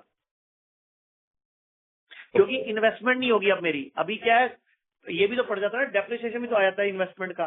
अब मैंने मॉडल ही चेंज कर दिया, अब मैंने इन्वेस्टमेंट करनी ही नहीं। मैं तो अब कॉलेजेस के हॉस्पिटल लूंगा जो बंद पड़े हैं 100 बेड के, चलते ही नहीं है।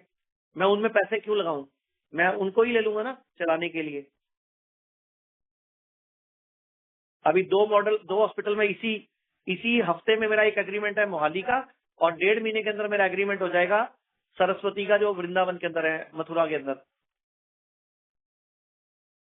तो सर उसमें मैनेजमेंट कंट्रोल हमारा रहेगा, मतलब जब रखरखाव और बाकी सब चीजें जो देखनी होती है वो मतलब हमारी तरफ से कोई होगा? सब कुछ हमारा कंट्रोल रहेगा। रेंट भी तो दे रहे हैं ना उनको, रेंट और रेवेन्यू शेयरिंग है। जब एक चीज का किराया ही लग गया, अच्छा उसका एक बहुत बड़ा बेनिफिट होगा सर, जो आप सबको बताना मैं भूल गया।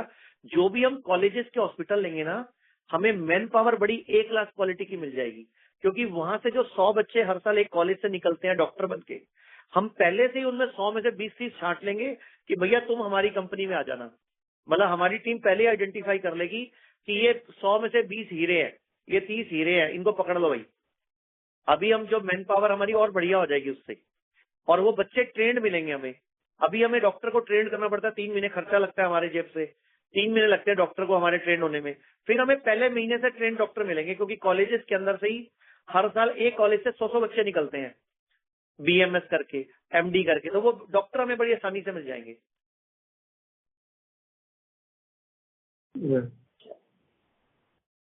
Thank you sir.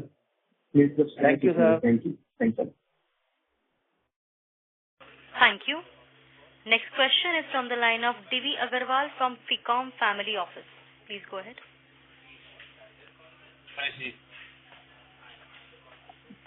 Mr. Agarwal, we're not able to hear you clearly. Hello, am I audible? जी नमस्कार सर। नमस्ते सर। सर मैं तो ये जानना था, FY26 में हमारा कैपेसिटी यूटिलाइजेशन कितना होगा? क्या होता है कैपेसिटी यूटिलाइजेशन? सर मैं तो 70-80 चाहता हूँ हो जाए। मैं तो इसीलिए अब नए बेड जो बढ़ाऊंगा वो गरीबों के लिए बढ़ाऊंगा, जो अमीरों के लिए बढ़ाने थे मैंने बढ़ा दिए। अब जो बढ़ाऊंगा वो कॉलेजेस के हॉस्पिटल लूंगा मैं। तो उसमें उम्मीद है हमें कि जब रेट भी कम हो जाएगा उसका, क्योंकि 6-7 हजार एवरेज रखने की सोच रहे हैं हम, तो हमें उम्मीद है कि ये 52 अभी चल रहा है, ये मैं 60-65 तक तो लगभग मेंटेन कर ही दूंगा, क्योंकि 100 कभी नहीं होता, मैंने देख लिया कर करके। क्योंकि हमारे साथ ना कुछ इमोशंस जुड़े हुए हैं। जैसे पेशेंट क्या कहता है कि 12 बजे का चेकआउट टाइम है, पेशेंट बोलता है मेरी ट्रेन रात को 11 बजे की है, तो हम उसको कमरे में रहने की इजाजत दे देते हैं।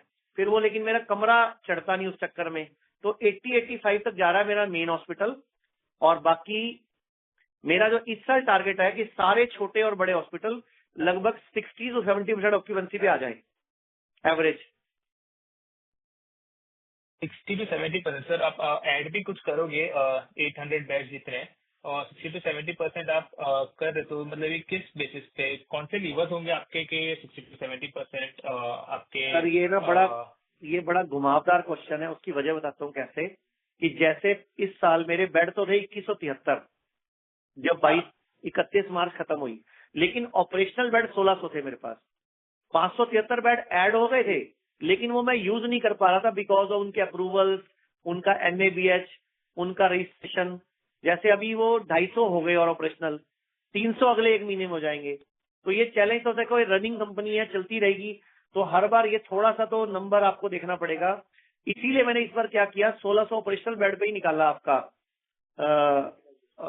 यूटिलाइजेशन।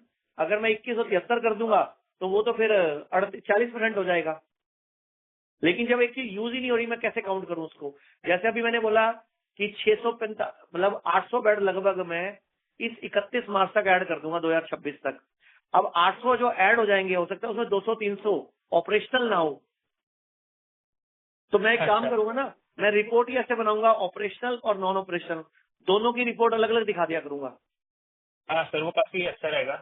नहीं, इस पर ऐसे ही दिखाया मैंने, अगर आप चेक करोगे तो मैंने ऐसे ही दिखाया आपको, आप नोटिस करो। मैंने अभी ऐसे ही बोला था कि 2173 टोटल बेड है, जिसमें से ऑपरेशनल 1600 है और ऑक्यूपेंसी 850 है। और इस बार जो 6 महीने का जो मेरा एवरेज रेवेन्यू है पर बेड वो 8200 रुपए है। मैं एक नंबर और बताना चाहूंगा, 2023 में टोटल साल में 1,57,000 पेशेंट आए थे दवाई लेने वाले। 2024 में 252 आए, 2,52,000। H1 में टोटल 51 पहले 6 महीने में ही आ गए, और पूरे साल में 337 हो गए, यानी कि अगले 6 महीने में 180 आए दवाई लेने वाले। IPD 2022-23 में 5700 थे, 23-24 में टोटल 13,000 थे। पहले H1 में 12,000 आए थे, अगले H2 में 12,500 आए हैं एडमिट पेशेंट। और मेरे पास डॉक्टर्स थे, जो डॉक्टर्स थे पहले, वो मेरे पास थे टोटल 230 2023 में। 2024 में 307 हो गए, H1 में 411 हो गए, H2 में 480 हो गए। और टोटल नंबर ऑफ एम्प्लॉइज 2025 खत्म होते 3700 हो गए, जो कि H1 में 3300 थे, 24 में 2500 थे, और F23 में 2400 थे। तो हम रेगुलर ग्रोथ कर रहे हैं। और E&Y भी हमने फाइनल कर दिया अपने साथ ऑडिटर के तौर पे, जो कि इस 3 महीने E&Y से हमारी बात सब हो गई है, नेगोशिएशन चल रहा है, और मेन बोर्ड पे आते ही E&Y हमारा स्टैट्यूटरी ऑडिटर आ जाएगा। उनसे सब बात हो चुकी है हमारी। बस पहले 3 महीने की बैलेंस शीट आते ही, उसके बाद अगली जो बैलेंस शीट आएगी वो E&Y के साइन से आएगी। और E&Y 1 साल से जुड़ा हुआ था हमारे साथ मैनेजमेंट रिव्यू के ऊपर। ओके, वो अच्छा रहेगा sir. Thank you sir. Thank you so much. धन्यवाद। Thank you. Next question is from the line of Keshav Lahoti from HDFC Securities. Please go ahead. Hi sir, thank you for the opportunity. जी नमस्कार sir. Sir नमस्कार sir. Sir एक चीज बताइए ना, ये आपके जो ट्रेड रिसीवेबल है वो FY22 में 90 करोड़ थे, जो FY24 में 411 करोड़ हुए, फिर FY25 में मोर देन डबल 98 करोड़ के, FY25 में 98 करोड़ है, जो लास्ट ईयर 42 करोड़ थे। इतना जंप क्यों आ रहा है ट्रेड रिसीवेबल में आपका? सर हम ये जो गवर्नमेंट का बिजनेस करते थे ना, मैंने अप्रैल से घटा दिया है। मार्च में मैंने इनका 11 करोड़ का धंधा किया था इनके साथ, अभी मैंने 6 करोड़ का धंधा किया। मैंने सब जगह मेल डाल दी है कि पहले पिछले पैसे दोगे तो आगे काम करेंगे। 3 जगह से मेल का रिप्लाई आ गया कि आप काम मत रोको, हम पेमेंट दे रहे हैं। तो ये पेमेंट जो है वो रेगुलर आती है, 3 से 6 महीने का साइकिल होता है। कोई पेमेंट 8 महीने तक आती है। अगर आप चेक करोगे ना तो अभी 31 मार्च के बाद 2000 अभी इस साल अभी 6 करोड़ पेमेंट आ चुकी है पिछली में से। और अब मैंने धंधा भी घटा दिया इनका। जो मेरा बिजनेस था यही है ना, जो मार्च में मैंने 11 करोड़ का बिजनेस किया था, अप्रैल में मैंने 6 करोड़ 90 लाख का बिजनेस किया सरकार के साथ। मैंने बोला पहले पिछली पेमेंट दोगे तो आगे करेंगे, तो उनकी मेल का रिप्लाई आ चुका है कि हम आपको पेमेंट दे रहे हैं। क्योंकि मेन 3 ही लोगों के साथ काम करते हैं ना हम। एक तो करते हैं CGHS सेंट्रल गवर्नमेंट, एक हम करते हैं CAPF, central armed police forces.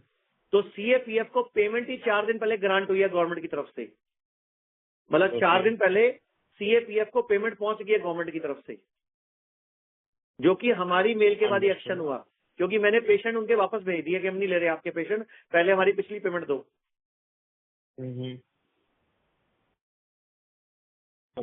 तो सर वो तो रेगुलर आ जाएगी पेमेंट, वो तो रेगुलर सर्कल चल रहा है, रेगुलर आ जाएगी पेमेंट में, दिक्कत नहीं है उसमें, कोई दिक्कत नहीं है, क्योंकि सरकारी पैसा है ना सर, सरकारी पैसा है। अंडरस्टूड, समझ गए। और सर ये बताइए, ये साल आपका कैपेक्स कितना होगा? कैपेक्स अब तो कैपेक्स की जरूरत नहीं हमें, अभी नहीं लगेगा कैपिटल, क्योंकि हॉस्पिटल खुल गए सारे। बेड ऐड कर रहे हो उसमें थोड़ा बहुत तो होगा ना, अभी भी बेड एडिशन तो चालू है आपका। बहुत ज्यादा नहीं होगा सर, अब कम होगा, क्योंकि अब मैंने स्ट्रेटेजी चेंज कर दी, क्योंकि अब जो बेड हम लगा रहे हैं वो हम बने बनाए कॉलेजेस के बेड लेने लग गए अब। ओके। अब हम ना बने, भारत में टोटल 600 कॉलेजेस हैं जहां 100 बच्चे हर साल निकलते हैं डॉक्टर बन के। मेरा 2 के साथ फाइनल हो गया है और हमारे पास 4 या 5 ने और अप्लाई किया हुआ है। तो हमारे को अपनी लोकेशन के हिसाब से कहाँ हमें चाहिए, हम उनके बने बनाए बेड उठाएंगे सर इस बार। और कॉल सेंटर का एक्सपेंशन भी लास्ट ईयर मेरा कंप्लीट हो गया, इस साल वो भी नहीं होगा। मैंने पहले मेरा जो कॉल सेंटर था वो 450 सीट का था, जो कि 800 सीट का हो गया। तो अब उसमें भी जो पैसा लगना था वो 31 मार्च को लग चुका है और वो ऑपरेशनल हो गया वो भी। तो पिछले 31 मार्च को हमने 42 करोड़ रुपए की कैपिटल इंड्यूस की है। तो इस साल नहीं, इस साल बहुत कम लगेगी। अंडरस्टूड, समझ गई। Thank you sir. Thank you sir. Thank you. Next question is from the line of Gaurav Didwania from Code Advisors LLP. Please go ahead. नमस्कार आचार्य जी। जी नमस्कार सर। मेरा क्वेश्चन था, आपने बताया जैसे 2200 बेड हमारे ऑपरेशनल थे, बट 1600 में ही अप्रूवल और सब था, बाकी सब में अप्रूवल पेंडिंग था। तो अप्रूवल सब हो गया है अभी की, तो अभी कुछ पेंडिंग है? उनमें से लगभग 250 बेड का हो चुका है। अच्छा, यानी कि अगर मैं आज के ऑपरेशन गिनूंगा ना, तो आज के ऑपरेशन लगभग 19 साढ़े 19 होंगे आज की डेट में। ओके, और बाकी का कब तक हो, जो ऐसे कुछ टाइमलाइन है आपके पास? सर वो तो रेगुलर चलता रहता है ना, जैसे किसी का फायर सर्टिफिकेट पेंडिंग है, किसी का एयर पोल्यूशन पेंडिंग है। जैसे मेरा जैसे कोई फायर ऑलरेडी मिल जाता है तो उसके एक्सपायर हो जाता है तो दोबारा पेंडिंग है, वो रेगुलर प्रोसेस है सर वो। हाँ सही बात है, उसमें कोई काम नहीं रुकता, हम ओपीडी चलाते रहते हैं, डे केयर करते रहते हैं, हम सिर्फ पेशेंट को भर्ती नहीं करते जब तक गवर्नमेंट का अप्रूवल नहीं आता। फायर की एनओसी के बिना भर्ती कर लूं और कल को कोई सुख दुख हो जाएगा तो दिक्कत आ जाएगी ना। सही बात है। तो बाकी सब तैयारी है। जैसे 2 जगह पे मेरा फायर एनओसी नहीं आया तो मैंने मालिक का किराया रोक दिया कि भैया मैं किराया नहीं दूंगा जब तक मुझे करा के नहीं देगा। अब वो जल्दी जल्दी करा के दे रहा है। तो ये तो हम बिजनेस प्रैक्टिकल कर रहे हैं ना धरती पे, तो हमें कई जो चैलेंजेस आते हैं हाथों हाथ रास्ता निकलता रहता है। सही बात है। अभी 100 बेड का हॉस्पिटल तो अभी मैंने 16 मई को इनॉग्रेशन किया, गुड़गांव वाला। आचार्य लोकेश मुनिया जैन समाज के साधु हैं, उन्होंने उद्घाटन किया 16 मई को। अच्छा, मेरा दूसरा क्वेश्चन था सर, ये जो गवर्नमेंट पैनल का आपने अभी बताया और उसके वजह से रिसीवेबल भी बढ़ रहा है, आपका जो मैक्सिमम ग्रोथ आया है वो एक्चुअली गवर्नमेंट पैनल से आया। पहले 16% ऑफ रेवेन्यू होता था, अभी 25% हो गया रेवेन्यू का, तो मोर देन डबल हो गया। पिछले महीने की सेल में 11% कर दिया मैंने। अच्छा, तो इससे तो आपका सर काफी ड्रॉप आया होगा, तो 50% ऑफ द रेवेन्यू आपका गवर्नमेंट रेवेन्यू ही है। नहीं सर, नहीं, एक मिनट रुको, मैं करेक्ट करता हूँ। 470 करोड़ की सेल में 117 करोड़ का गवर्नमेंट रेवेन्यू है। अच्छा, तो ये 117 में दोनों सर्विसेज और प्रोडक्ट इंक्लूड होते हैं क्या? सब कुछ इंक्लूड है, इस तरह गवर्नमेंट के अंदर सब इंक्लूड है। अच्छा, तो 470 में 117 कितने परसेंट हो गया ना जी? 24% था ये लास्ट ईयर। इस बार मैंने इसको 11% कर दिया पिछले महीने अप्रैल में। अच्छा, घटा दिया ना, जब तक मैंने कहा पेमेंट नहीं दोगे मैं आगे काम नहीं करूंगा। समझ गया। लेकिन गवर्नमेंट के जो बड़े बड़े अफसर हैं सर, गवर्नमेंट के जो बड़े बड़े अफसर हैं, डीआईजी लेवल के, डीजीपी लेवल के, बड़े बड़े लेवल के, उनके मैंने एडमिशन रोक दिए। सबने मेले डाली, गवर्नमेंट का अप्रूवल आ गया कि हम पेमेंट दे रहे हैं आपकी। अच्छा, और सर ये रिसीवेबल में से कितना गवर्नमेंट का, अभी जैसे 90 करोड़ के आसपास 92 करोड़ के 90 नहीं है सर, 82 के आसपास है। 97 31 मार्च को दिख रहा है ना इतना वो, क्योंकि लास्ट के 6 महीने में ही मैंने 65 करोड़ का बिजनेस कर दिया ना। अच्छा, तो अभी सर इसमें 6 महीने का तो सर्कल है ही ना। इसमें से गवर्नमेंट का कितना 97 में से? 92 अराउंड गवर्नमेंट का इसमें। अच्छा, तो फिर तो 95% जितना सर 92 में से 65 करोड़ तो 6 महीने में ही बुक हुआ ना, जो अक्टूबर से लेके मार्च तक के 6 महीने में। ओके। और फाइनेंशियल ईयर जब एंड होता है इनकी पेमेंट आती नहीं है, फिर जब पेमेंट आती है गवर्नमेंट डिपार्टमेंट के पास वो इकट्ठी दे देता है। अच्छा, लेकिन फिर भी हमारा रेवेन्यू रन रेट 60 करोड़ पहुंच गया है ये घटाने के बाद में भी। हाँ नहीं, ये घटा के नहीं, ये इंक्लूड करके 60 करोड़ आया पिछले महीने, जिसमें 6 करोड़ 90 लाख का गवर्नमेंट है। अगर मैं गवर्नमेंट को हटा भी दूं तो 54 करोड़ की सेल है मेरी प्राइवेट। अच्छा, ओके सर। तो गवर्नमेंट पे डिपेंडेंसी कम कर दी मैंने। सही बात है सर। जब पैसे दे देंगे तब करूंगा, मैंने बोल दिया मैं धंधा नहीं करूंगा जब तक पिछले पैसे नहीं दोगे। सही बात है। इससे अच्छा मैं प्राइवेट जो मेरे खाली पड़े हैं ना बेड, मैं उन पे रेट कम करके उनको भर्ती कर लूंगा पेशेंट को। हाँ, सही बात है सर। इसमें जो दूसरा था कि एक मेडिसिन ऑर्डर वॉल्यूम्स दिख रहा है मुझे, मेरा जितने अंडरस्टैंडिंग है ये प्रोडक्ट्स का रेवेन्यू है। तो लास्ट ईयर 2 लाख के जितना मेडिसिन ऑर्डर वॉल्यूम था, ये साल 4.5 लाख ऑर्डर वॉल्यूम हो गया है, लेकिन हमारा प्रोडक्ट रेवेन्यू उतना बड़ा नहीं है। तो आप इस पे थोड़ा बता सकते हैं क्या है ये? सर हमने एक नया बिजनेस मॉडल शुरू किया। हम पहले सीओडी बिजनेस करते थे। हाँ, सीओडी बिजनेस को लगभग हमने खत्म के बराबर कर दिया। हमने प्रीपेड शुरू कर दिया। हमने अपना जीना सीखो के नाम से एक पेज बना के ई कॉमर्स वेबसाइट बना दी। हमने अपने प्रोडक्ट ई कॉमर्स पे डाल दिए। तो बिजनेस को शिफ्ट कर दिया। तो वो प्रोडक्ट का सिंगल प्रोडक्ट भी ऑर्डर आने लग गया ना, इसलिए क्वांटिटी बढ़ गई। अच्छा, पहले जो 2 लाख है ना, वो 2 लाख पीस नहीं है, वो 2 लाख टोटल ऑर्डर है। उस ऑर्डर में 4 दवाई है। अभी क्या है, पेशेंट सिंगल दवाई भी ऑर्डर कर देता है वहां पे वेबसाइट जाके। ओके, तो इसलिए नंबर ऑफ वो बढ़ गया। समझ गया सर। क्योंकि पहले हम अवेलेबल नहीं थे उस पे ई कॉमर्स पे, अभी हम ई कॉमर्स में अवेलेबल हो गए हैं। तो ये चक्कर है, उस वजह से नंबर ऑफ वो बढ़ गया, पेशेंट नंबर बढ़ गया। अच्छा, बहुत बढ़िया sir. Thank you so much for taking my question and all the best for the future. Thank you very much sir. Thank you. Next question is from the line of Abhishek from AB Capital. Please go ahead. Hello जी नमस्कार sir. Sir नमस्ते sir, एक दो question ही था। ये जो cashless वाला जो पेमेंट आता है हमारा इंश्योरेंस वाला, वो कितना दिनों में पेमेंट आता है सर? सर जो कैशलेस है वो तो एडवांस में आ जाता है, विद इन 7 डेज आ जाता है। जो रिम्बर्समेंट है वो पेशेंटों में पैसे देके चला जाता है, उसके बाद पेशेंट को मिलता है। जैसे आज हमने एनीवेयर का कैश अप्रूवल ले लिया कंपनी से, तो 7 से 10 दिन में पेमेंट आ जाता है। ओके। और गवर्नमेंट इसके अलावा हमारे यहाँ लोन भी चलता है जो पेशेंट, इसके अलावा हमारे यहाँ लोन फैसिलिटी भी है। अगर पेशेंट पैसे नहीं दे सकता तो हम जी मनी से और एक कंपनी से, क्या नाम है उसका, सेविंग से टाई अप है, वो हमें पेमेंट कर देते हैं। 6% अपनी कमीशन ले लेते हैं और पेशेंट उनको 12 किस्तों में पैसे देता है या 6 किस्तों में पैसे देता है। ओके।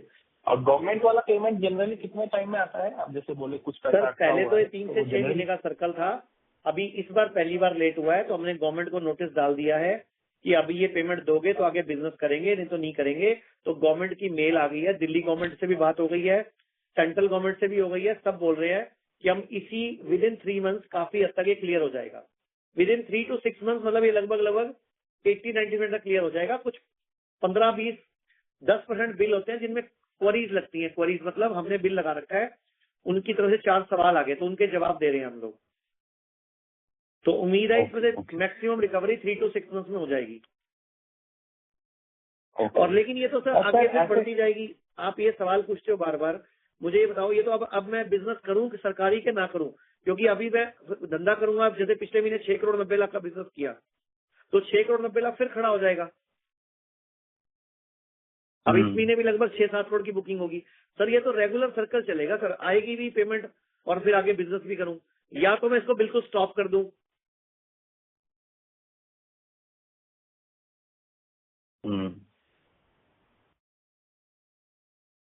तो मेरे हिसाब से सर जिस हिसाब से पेमेंट आएगी, मैंने अब एक दिमाग लगाया है कि जितनी पेमेंट हर महीने आ रही है बस उतना ही धंधा करा करेंगे इनका, एवरेज ताकि मेंटेन रहेगी। ठीक है सर, ठीक है sir, thank you. Thank you. Next question is from the line of Shaleen Parekh from MYCPE1. Please go ahead. Hello जी नमस्कार। मेरा नाम शालीन पारेख है।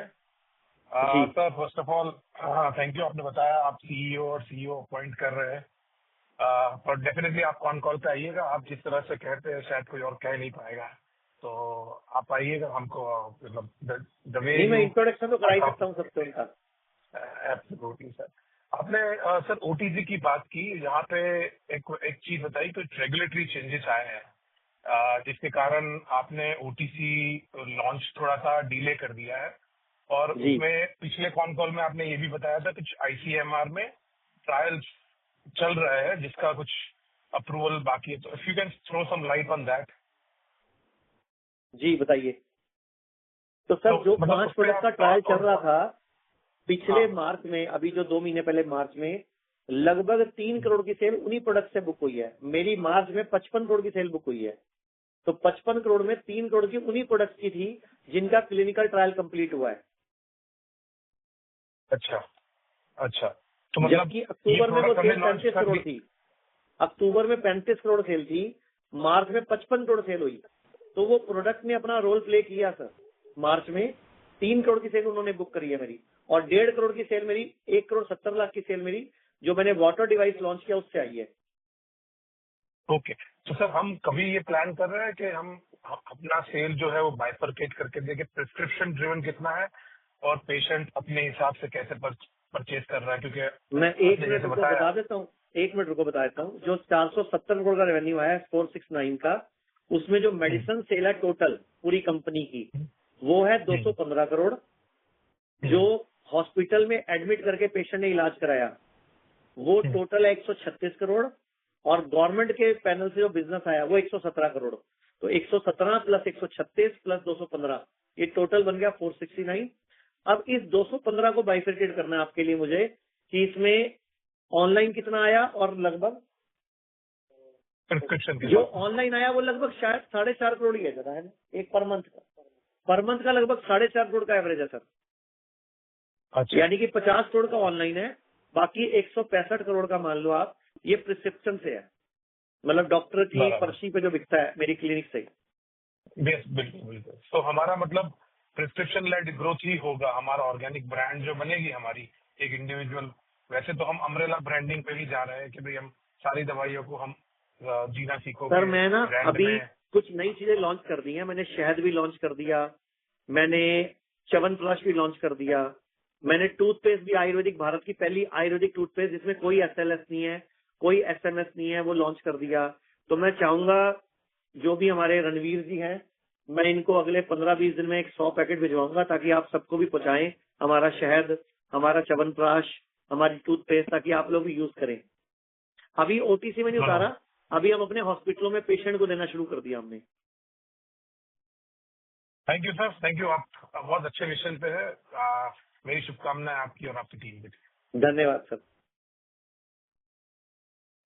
Thank you. Ladies and gentlemen, that was the last question of the day. I now hand the conference over to Mr. Ranveer Singh from Nuvama Wealth and Investment Limited. Over to you, sir.